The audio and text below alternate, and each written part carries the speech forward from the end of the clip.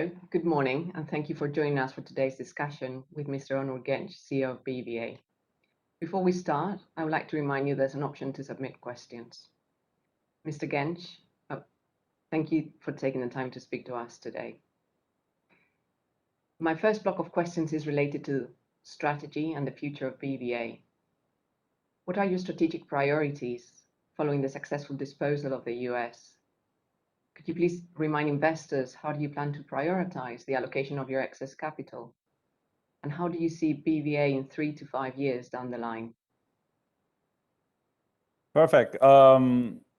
So first of all, Marta, thank you for the invitation and thank you to everyone joining in and listening to us. So the first bucket around strategy. We have launched our strategic plan 2 years ago. We called it internally 2+2+2. So very quickly, maybe I'll remind you of that. It was public, but let me remind you of that and let me maybe comment on that a little bit. So the 2+2+2, the first two is around differentiation. How do we differentiate ourselves as a bank? I do think that we have done that differentiation in recent years through digitalization. But the two things that we put on the table in terms of differentiation is number one, making sure that we provide financial advice to our clients through digitalization and through using our power of people, in the role of advisory. This implies that we should be even better than others in digitalization. It has been a journey. We have pioneered this transformation of digitalization many years ago. So we want to continue on that path. We want to couple that with the power of our people and make sure that we provide financial advice to our people, to our customers, so that we don't lose them. The retention is not an issue, so that we acquire new customers and so on. So number one, using digitalization, using our people to provide financial advice. Number two, sustainability, a huge trend.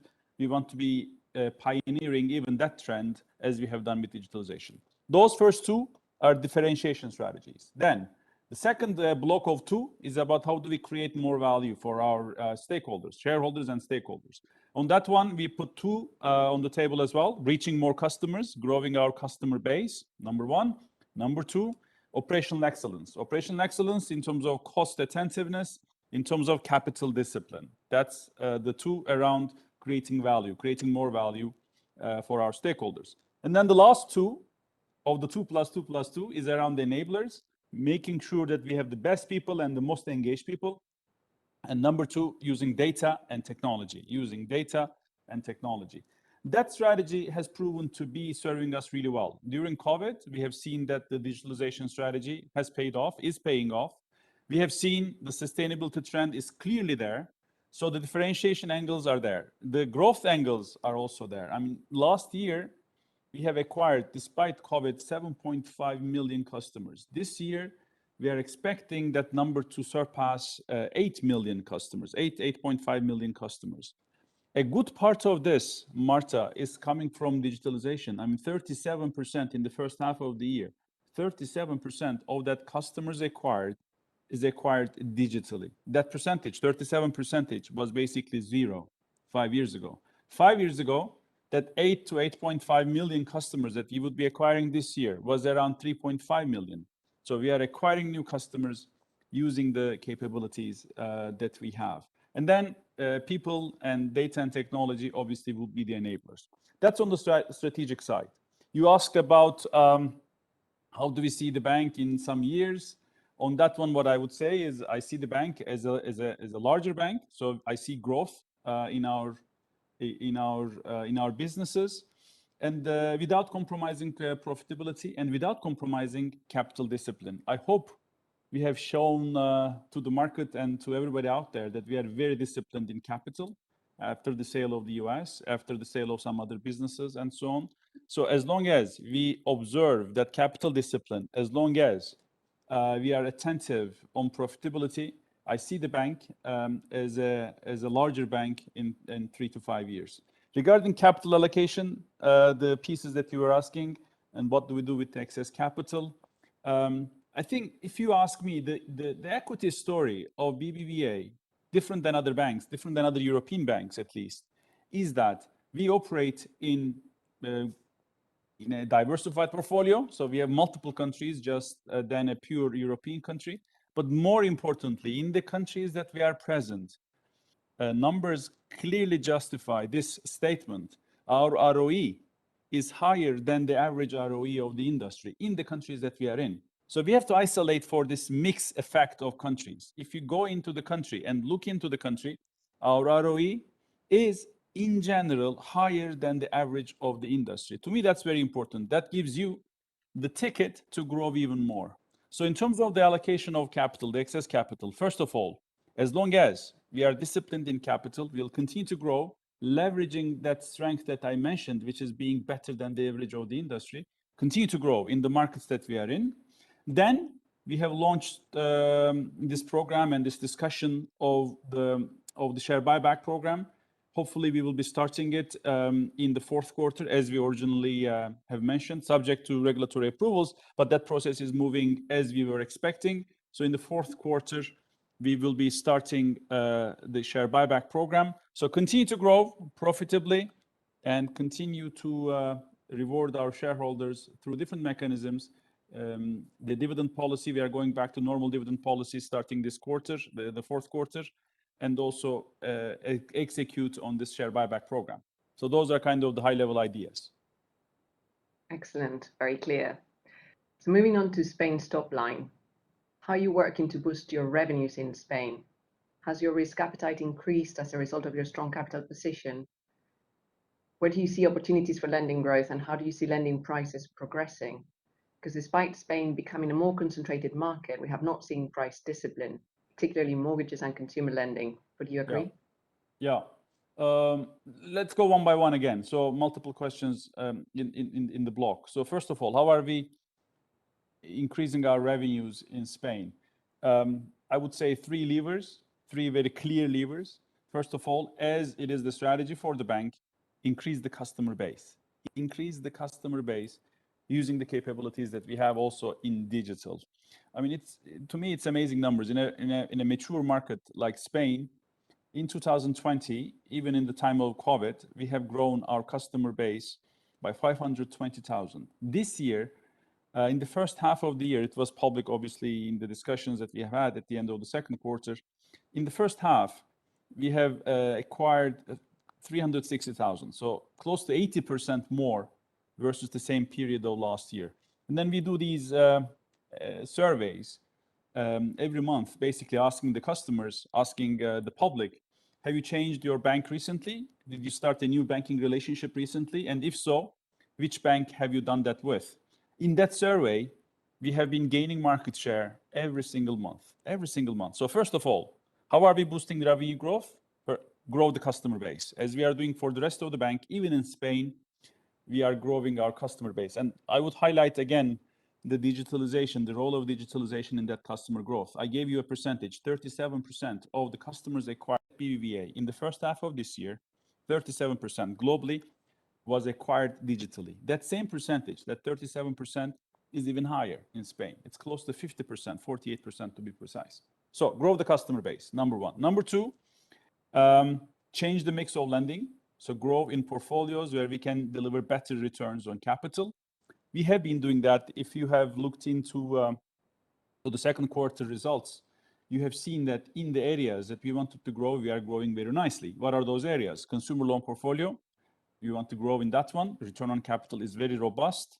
We are typically doing that consumer loans with our salary payroll customers, which is, again, the cost of risk is also very much contained, even at the time of COVID. So grow in the consumer loan portfolio. I mean, if you look into the past 5 years, we have grown our market share in consumer loans 4 percentage points. In banking, 4 percentage points increase in 5 years is not a bad figure in our view. So we keep growing in that portfolio. Number two, credit cards, payments in general, but credit card lending within that. And if you look into the second quarter results, it's in front of me. The consumer plus credit cards have grown 9% year over year in terms of loan book in Spain, in a relatively mature market.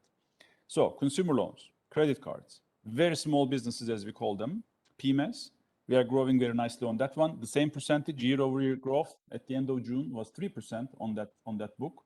And commercial loans towards the lower end of the enterprise segment. We are growing there very nicely as well. Again, in the quarterly presentation, you would see that we grew 5% on that year over year. So on portfolios of higher returns, we wanted to gain market share, and we are gaining market share in all those portfolios that I mentioned to you. That's the second piece. So number one, grow the customers. Number two, grow in lending where we see better returns. And number three, obviously, the highlight in my view of Spain this year is growth in fees, which is again leading to revenue growth. Fees, as you would see in the second quarter results, 16% growth year over year, 16.5 to be precise. And we are growing big time in asset management. We are growing big time in insurance. When you sum them up, growth in customers, growth in more profitable lending, growth in fees, in a mature market, relatively stable market like Spain, we are seeing some decent, in my view, and better than competitors' revenue growth. That was the first piece of your question. The second piece, let me pick up some speed. Are we changing our risk profile because we have more capital? The answer is absolutely no.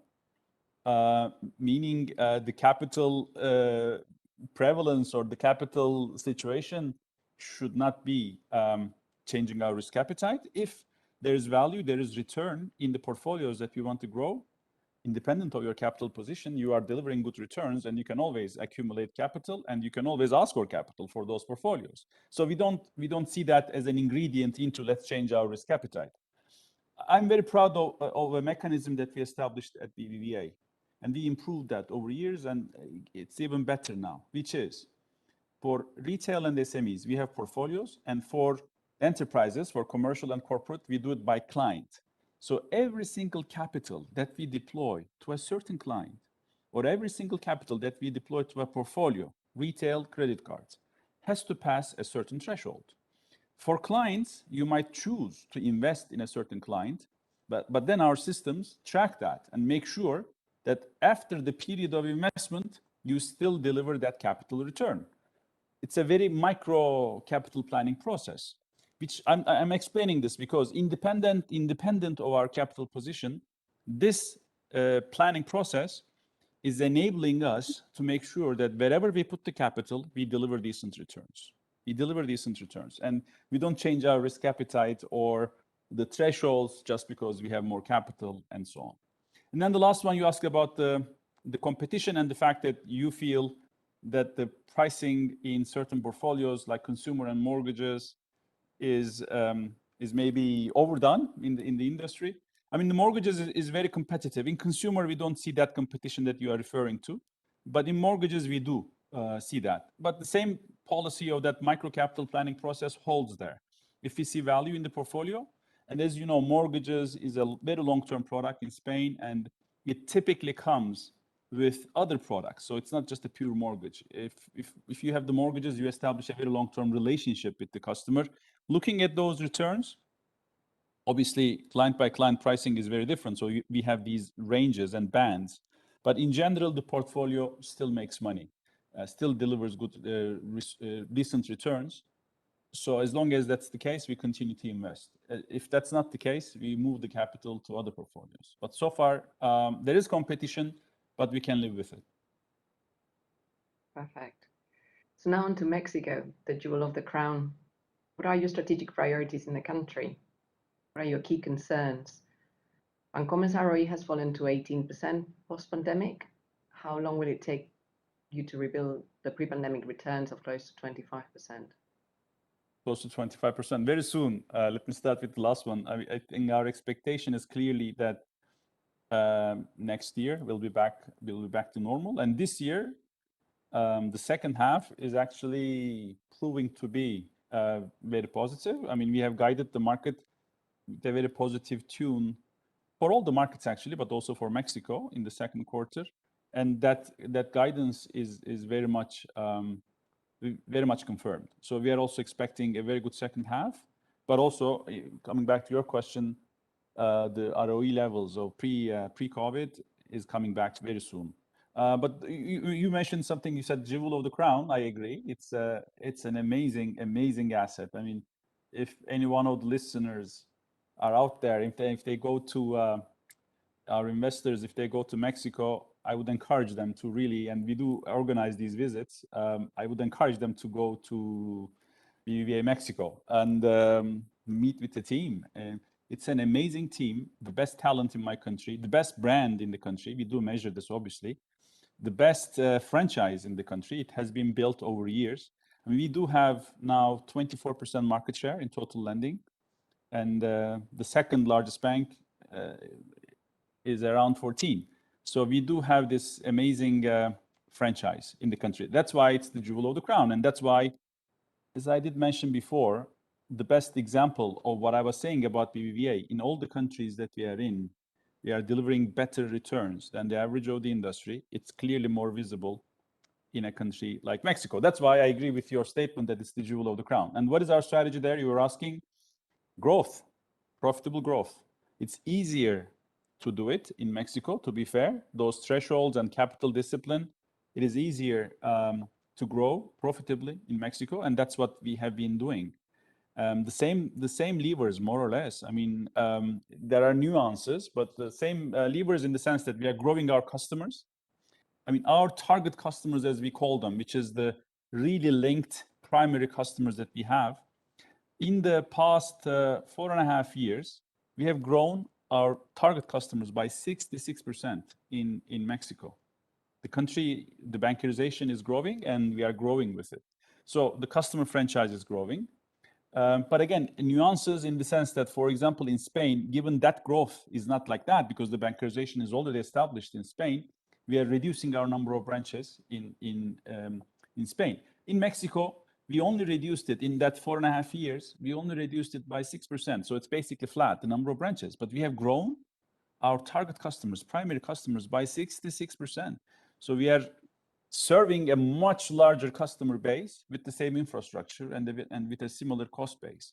That's how the nuance is taking shape. So we are still efficiency focused, cost focused.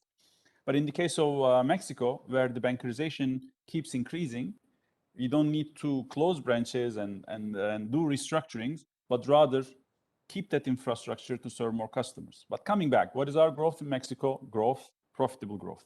Grow the customer base, similar to Spain. Grow in portfolios where we have very good returns.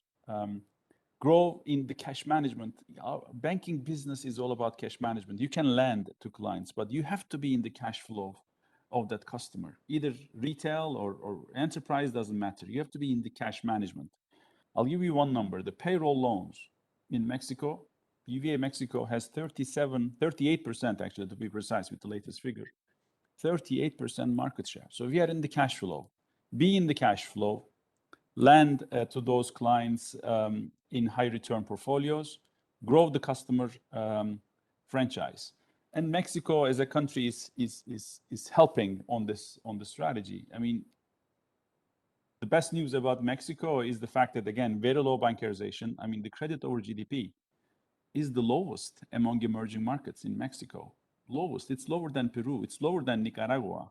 So there is room for leverage. There is room for growth in the banking system, healthy growth potential, number one. Number two, the macro fundamentals are doing really well, really well. I mean, one of the best things about Mexico, it's very close to US. So the tailwind of the US growth is clearly trickling down to Mexico.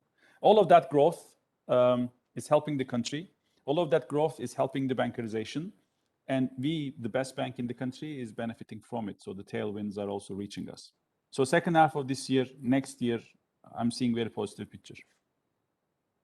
Thank you very much. Just quickly, as a follow-up, since you've mentioned a market share of 25%, a big gap compared to the next in line, the next competitor in line, 14%.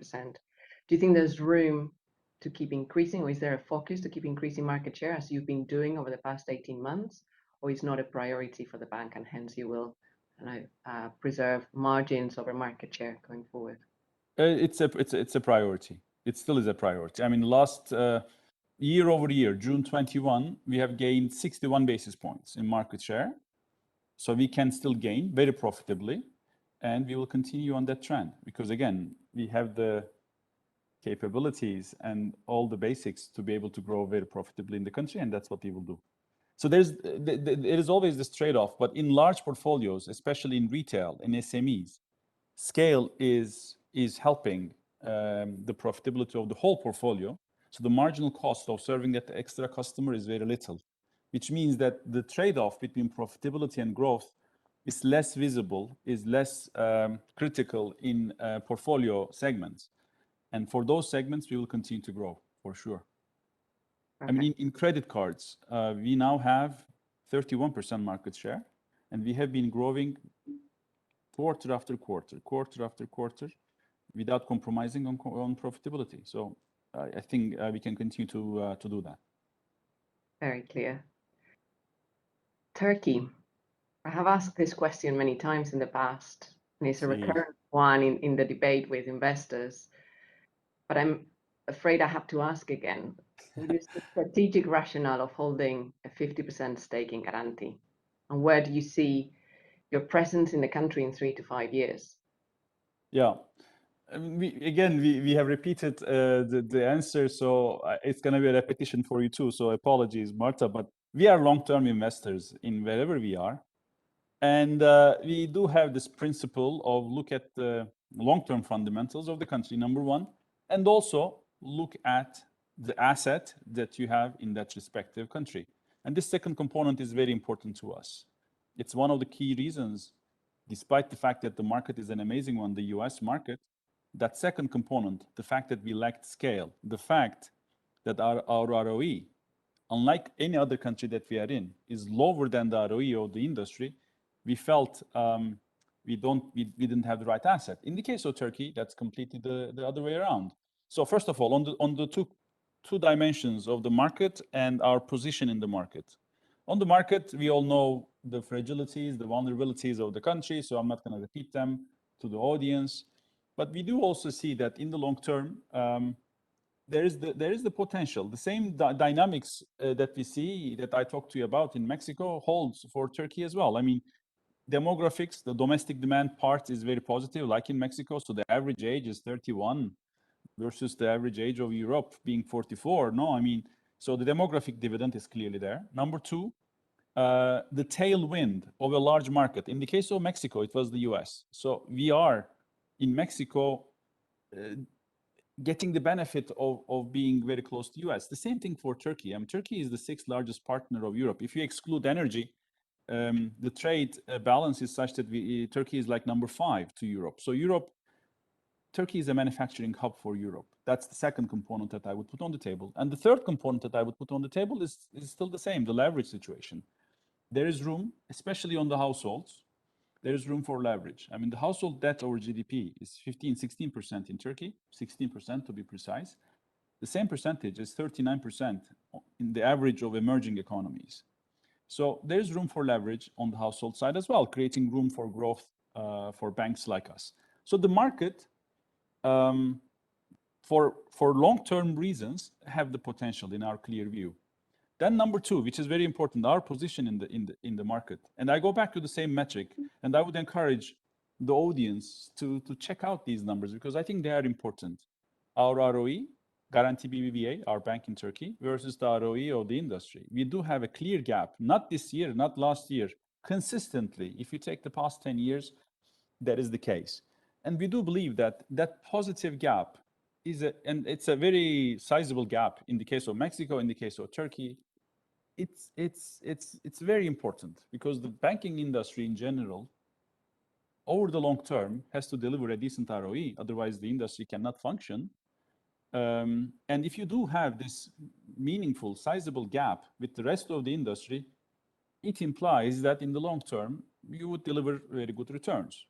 Having said that, we are also aware, as I said, of the vulnerabilities, the balance of payments topic. There are main topics. Again, the audience, I'm sure, is very much aware of all of that. So there are vulnerabilities, and we don't discount those vulnerabilities. As such, we have been saying for long that to your usual question, I always reply, we are comfortable with our close to 50% share, and we are very optimistic for the long term. Thank you very much. So now digital. Could you briefly explain the areas of focus, your action points in your digital strategy, and how much do you think will help boost your revenues and reduce your expenses? Perfect.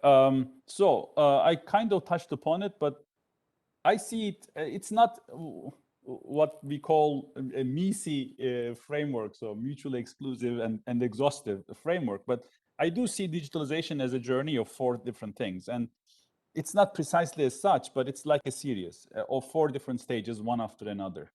And it continues to get tougher as you advance on this journey. There are 4 steps in the journey. The first one is digitizing servicing. So you want to send money to another bank account in another bank or within the same bank, doesn't matter. It's servicing. You just need to send the money. Nothing. It's an IT transaction. Debit, credit, debit, credit.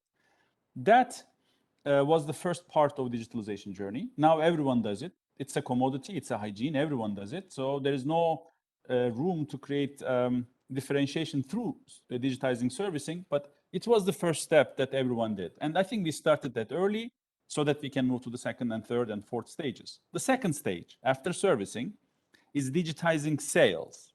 So you want to get a loan from the bank. You don't need to go to anywhere. You can go just to your mobile app and you get the loan. That's digitizing the sales. On that one also, it's tougher than servicing, but many banks have evolved, and I think it also has become relatively hygiene, relatively everyone does it kind of a way. We still do it, in our belief, much better than others, because there is a capability there as well, what we call funnel management. I do think that this funnel management in digital, meaning at every stage, how many customers you drop out from the funnel, is going to be a course in MBAs in the future, or if it's not already there. It's so important. There are capabilities. Doing it for more products than less products. There are multiple things there. As such, we do think that we are better than others, but again, everyone kind of does it. Now, the key differentiation in my view, and again, that can be replicated as well, but it's tougher as compared to the first 2 stages. The number 3 stage is what we call new customer acquisition. It's one form of sales, but giving that loan, giving that credit card to a non-customer of yours so that you increase your customer base. That number 3 stage, new customer acquisition, is tougher. And on that one, because the journey is different and the funnel is much tougher and so on, and the way to get to the customer is very different, very different. I mean, people don't wake up and they say, I want to change my bank today. They have to have a major problem. There is a bias of status quo. There's a bias. People don't want to have that transition cost, basically. So how do you get to that customer? How do you trigger that motive for the customer to change the bank? So that number 3 stage, we are doing really well as compared to others, because there are much more capabilities needed in that stage. And then the fourth one is, it links back to the strategy. I was mentioning the 2+2+2. The first one was about financial advice. How do you use digital, the fourth stage, so that the customer says, I trust these guys. They help me with my money.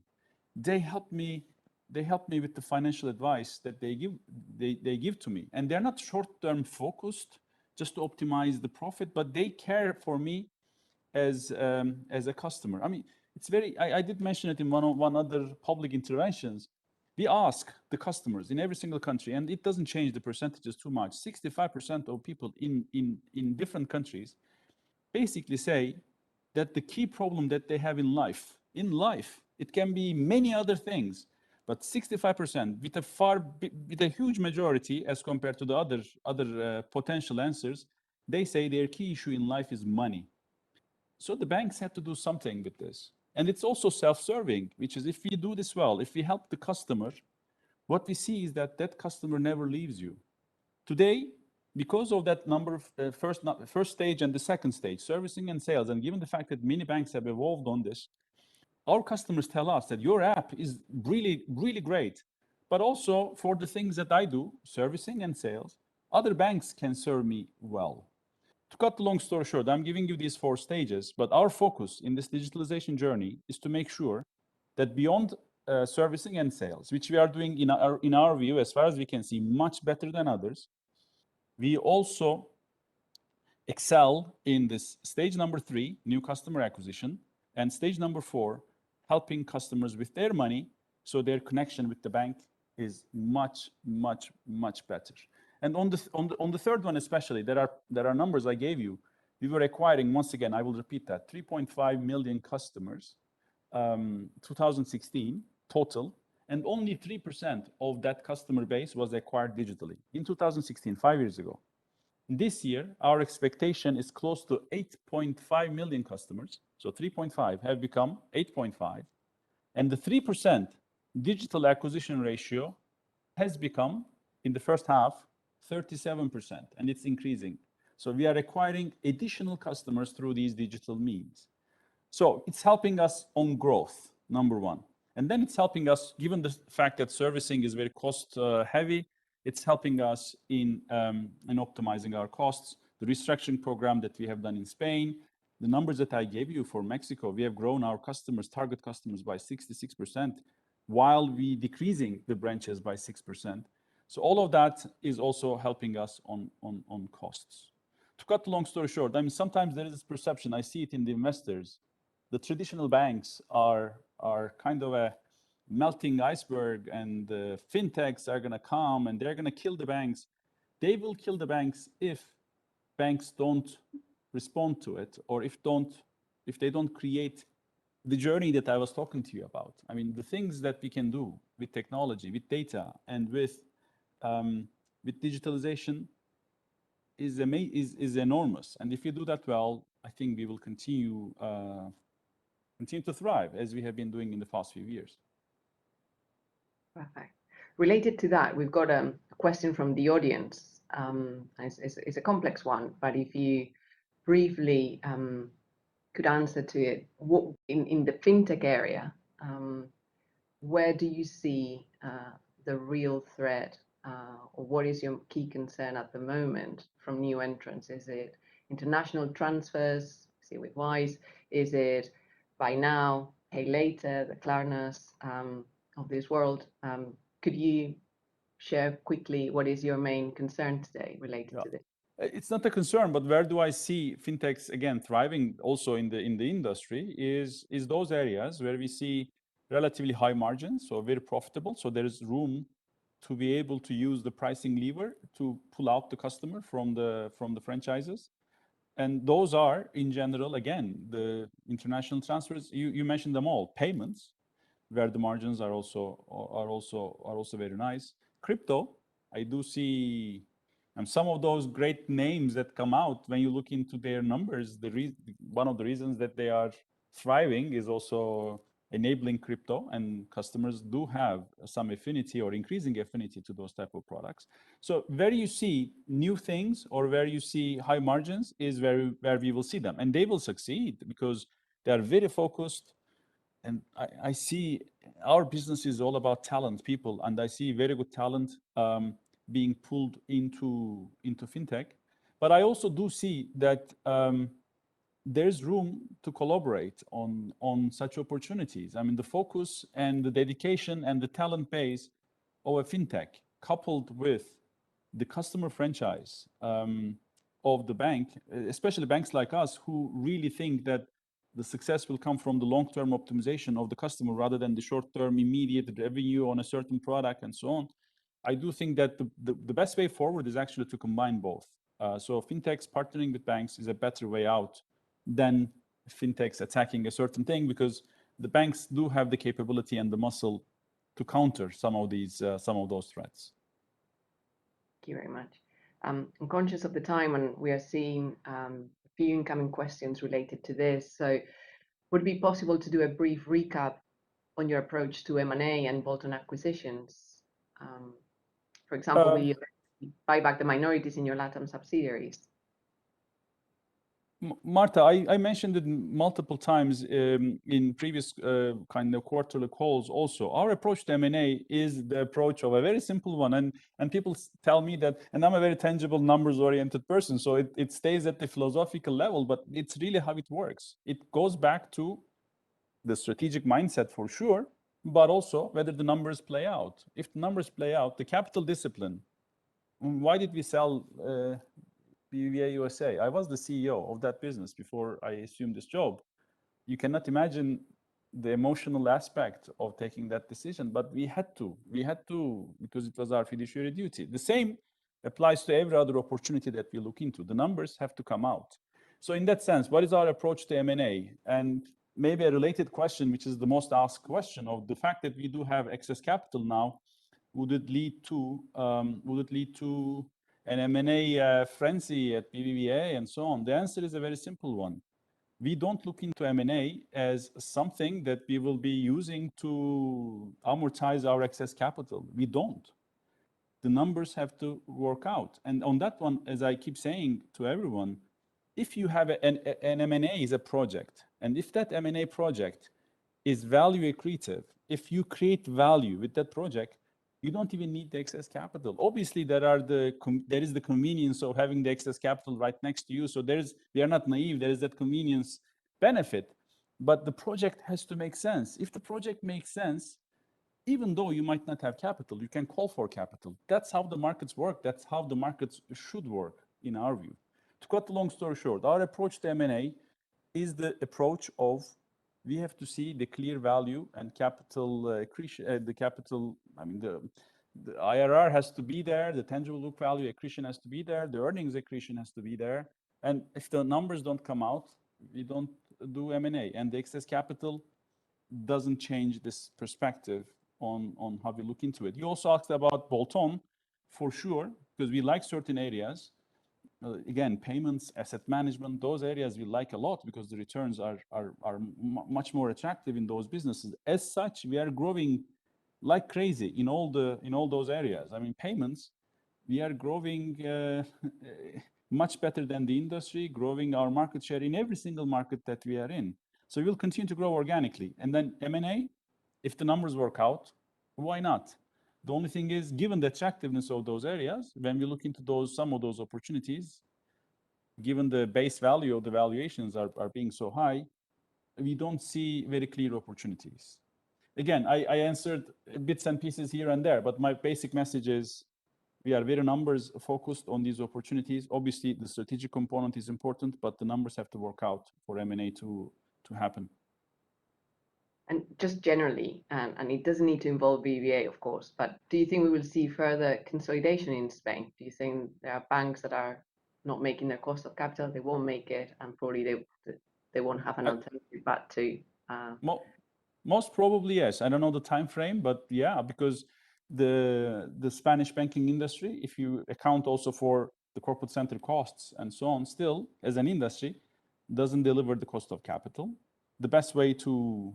Either the rate situation will change, which we don't expect to happen in the near term, or the industry will continue to focus on costs. And one of the levers to trigger that cost effort is consolidation. So might happen, can happen. My perspective is it will happen in some time frame.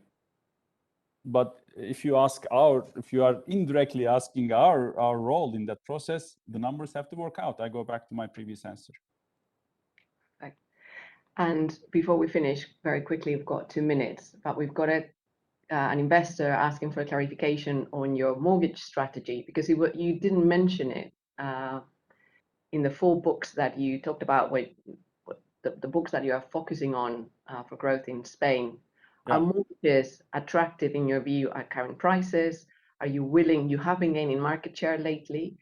Are you willing to keep gaining market share and offer cheaper prices? Are you going to be competing in that market, or is not an area of focus?